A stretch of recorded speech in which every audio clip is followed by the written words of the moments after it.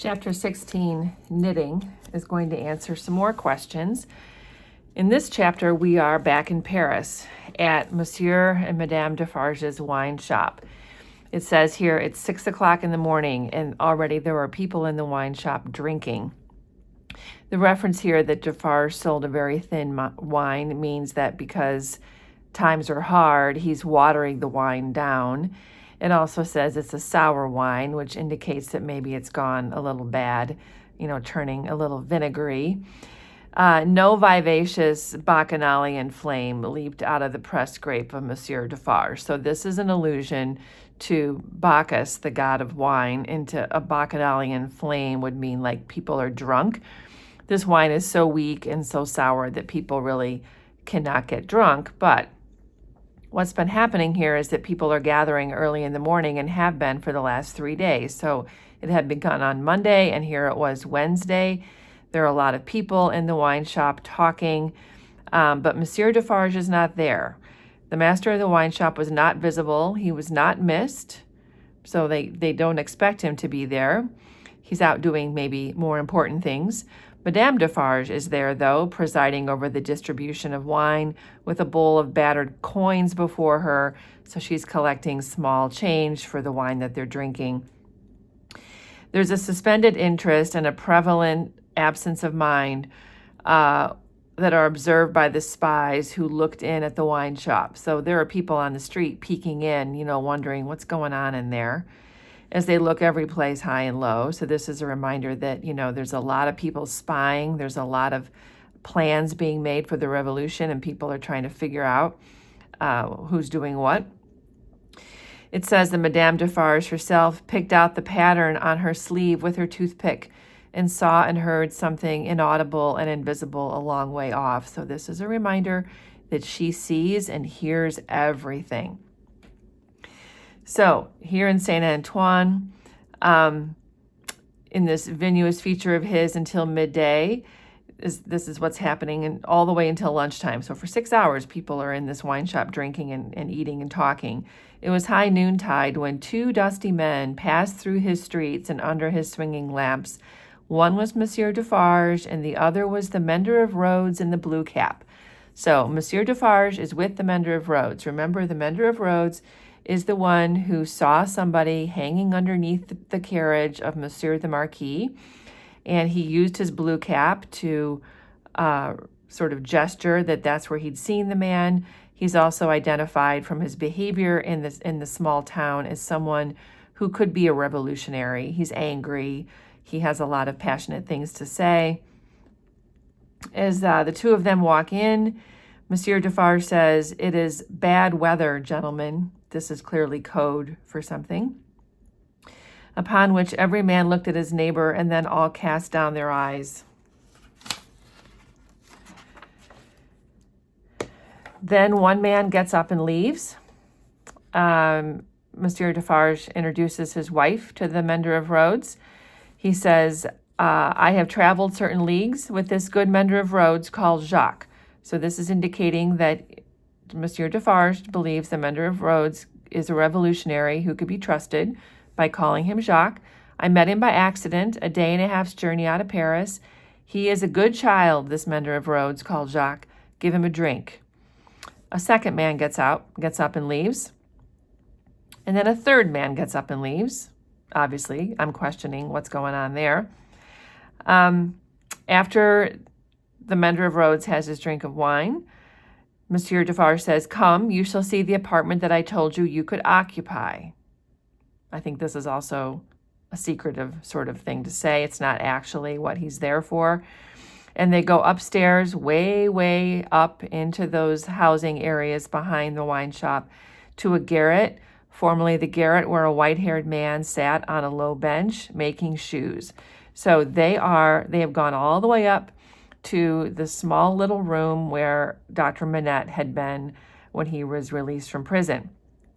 In that room is Jacques 1, Jacques 2, and Jacques 3.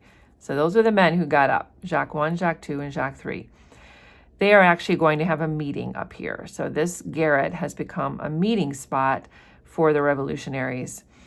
And Monsieur Defarge says, "This is the witness encountered by appointment by me, Jacques IV. He will tell you all. Speak, Jacques V." So there's a fourth revolutionary somewhere who's not in this meeting. I'm sorry. Monsieur Defarge is Jacques IV. Should probably just make a note of that. He is Jacques IV, and now Mender of Rhodes is Jacques V. So this is the fifth person, and he says, "Where shall I commence, monsieur?" And so he's like, "Tell us your story." So he tells the story of having seen some man underneath the carriage of Monsieur the Marquis. He says, so he's going to repeat the whole thing we've already read. He was under there hanging by a chain. He was a tall figure, tall as a specter. But he didn't know that he was going to kill the Marquis. He says the deed was not then accomplished. Neither did he confide in me. Like, he had no clue. He just saw that it was suspicious. And he had told the Monsieur the Marquis that he had seen him.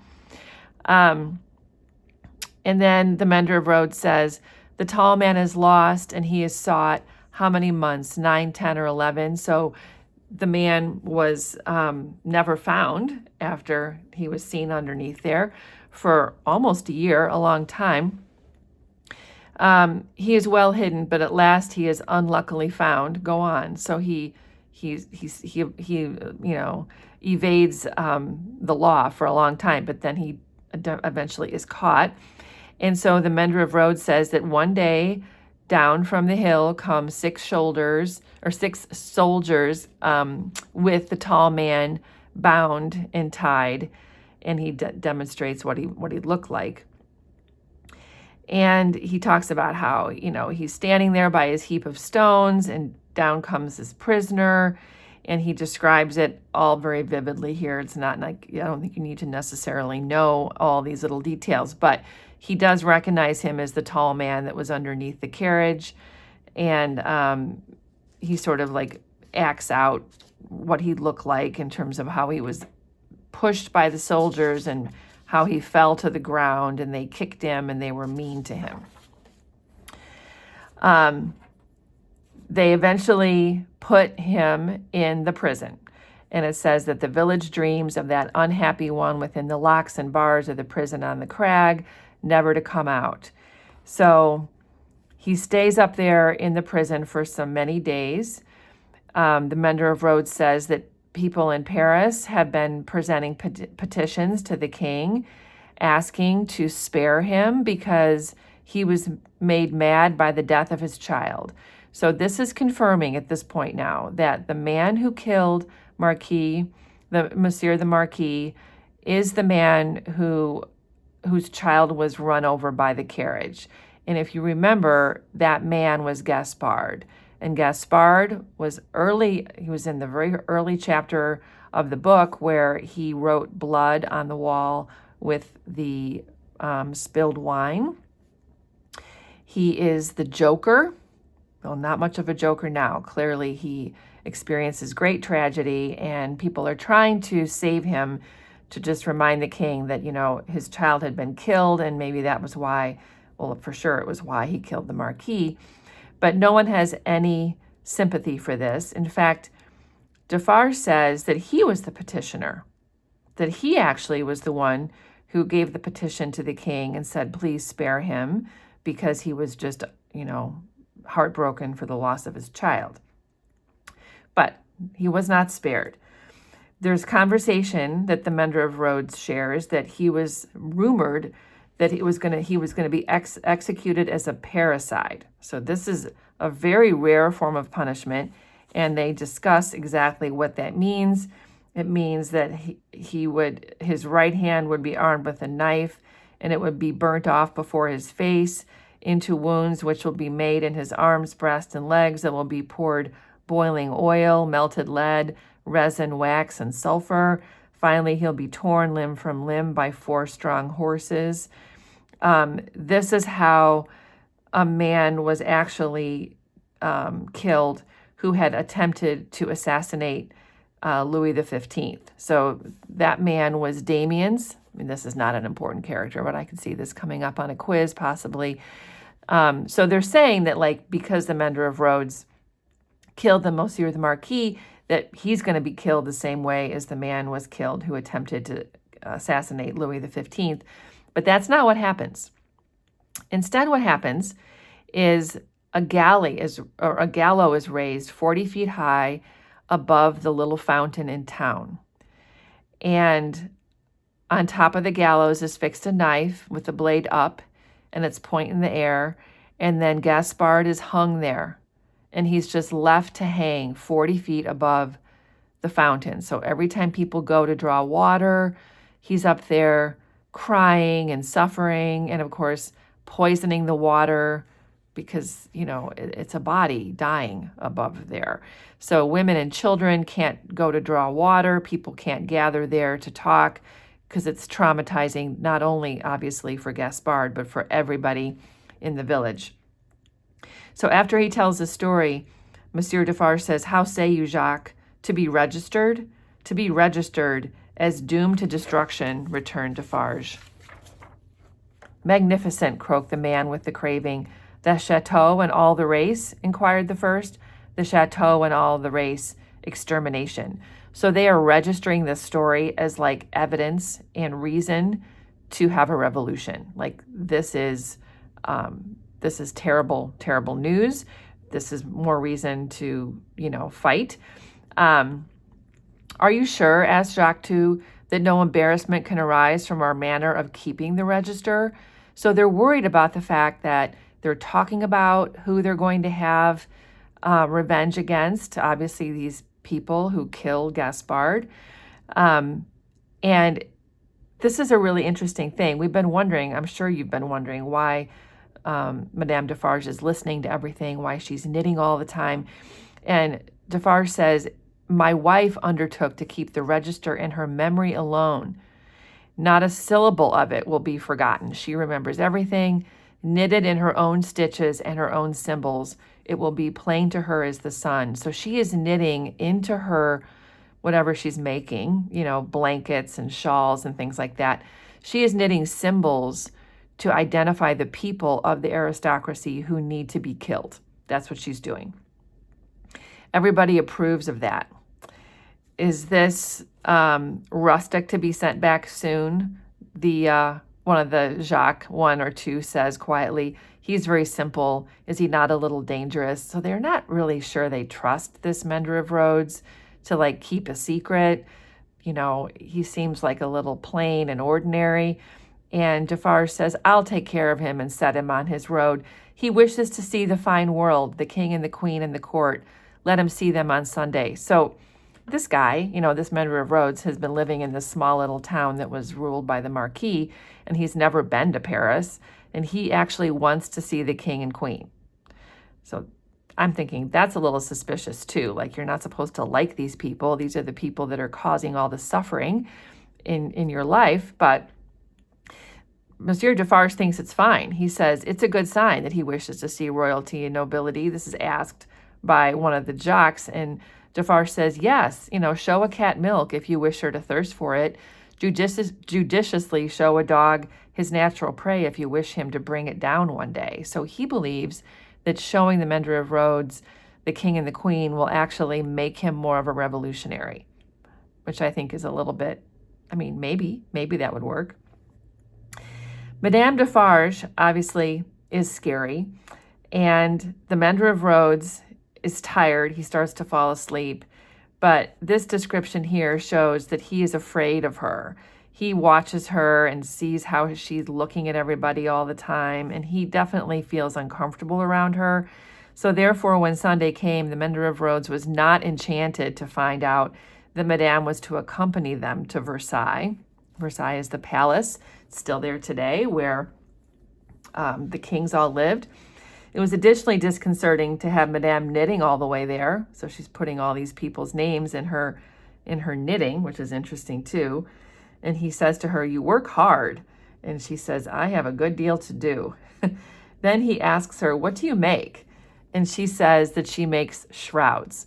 So this is funny. Shrouds are like coverings for dead bodies. This is what she says she's doing. And that might be what she's doing, honestly. But she's knitting. She's knitting the names of the people, or the symbols for the names of the people that are going to be killed. So then we have a description here of Louis XVI and Marie Antoinette. That's who's in power at this time. They're on their procession for the day, and all the people come out to sort of, bow down to them. And when they reference the bullseye of the court, they mean the attendants, the people who immediately serve the king and the queen. And the mender of the roads loses it. He is so blown away by this royalty. He says he bathed himself so much to his temporary intoxication that he cried, "Long live the king, long live the queen, long live everybody and everything," as if he had never heard of ubiquitous Jacques in his time. So he is not acting like a revolutionary. He weeps with sentiment. During the whole scene, which lasted some 3 hours, he had plenty of shouting and weeping and sentimental company because all the people around him are doing the same thing. And throughout, Defarge held him by the collar as if to restrain him from flying at the objects of his brief devotion and tearing them to pieces. I mean, I wonder if that's what he would have done, actually, if he'd been let loose. And what's interesting here, because I would imagine that Jacques I, Jacques II, and Jacques III would be really nervous about this behavior, and I would imagine that Madame Defarge would be too.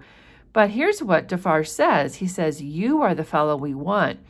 You make these fools believe that it will last forever." So, he's sort of like a good cover for what they're doing. And the mender of roads says, "Yeah, like that's true." And he says, "Let it deceive them then a little longer. It cannot deceive them not too much." So we need to keep them, from guessing that we're about to revolt.